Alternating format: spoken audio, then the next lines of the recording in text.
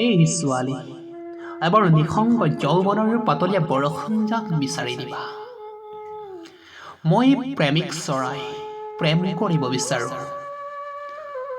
গোলাপৰ পাহিৰে সজোৱা মৰমক আশীৰ্বাদলৈ ৰূপান্তৰ কৰিব বিচাৰোঁ। এদিন তুমি নজনাকৈ তোমাৰ ৰিক্ত বুকুত প্ৰেমৰ গীত গাম। নিমখ নিশাৰ আস্বাদনত তুমি নিমগ্ন হৈ পৰিবা।